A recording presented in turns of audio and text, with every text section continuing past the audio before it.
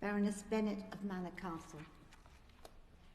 My Lords, it's my pleasure to rise to support Amendment 23 in the name of the Noble Lord Flight, who just presented such an excellent introduction to it, also signed by the Noble Lady Baroness Hamway and Lord Russer.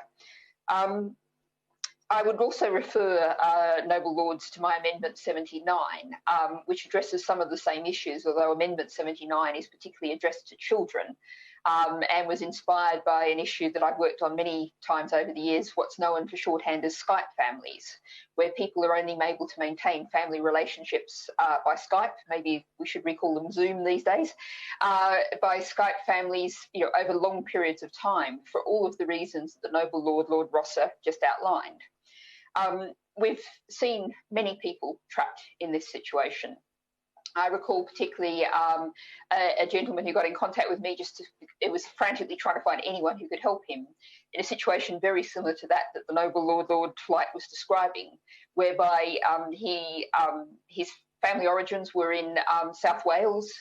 He'd been teaching English in Thailand for quite a number of years.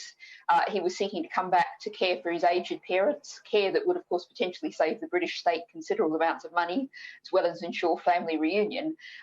But he would not be able to bring his Thai wife and children with him. Now we're in a situation now where many, many more people, we know there's been huge interchange across the continent of people, of families have been created. Many, many more people are likely to be caught in this trap. And one of the things that I've found working on this issue over the years is that many of the people who've found themselves caught in this situation, when they talk to me, they say, we talk to other British people, our friends, our neighbours, our work colleagues, and they say, but that can't be right. Surely a British person can live in their own country with their foreign spouse or partner and all their children. I mean, they're British, that must be a right. And that's what people believe. And indeed, I've encountered members of the public who found when they went to their MP for assistance, that was initially what the impression that elected members of Parliament had.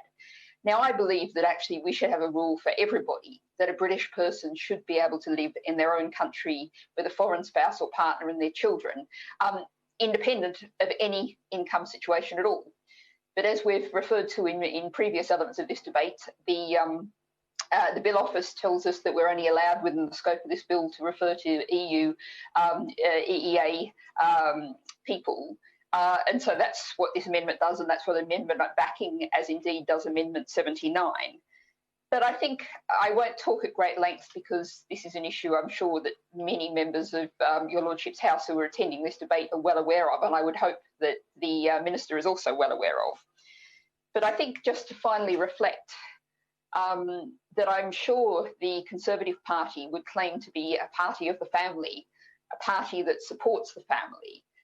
Why would you want to, through immigration law, forcibly separate families, spouses, children, force people into impossible choices over caring for elderly loved ones, over being with their children, over living as a family and having a family life?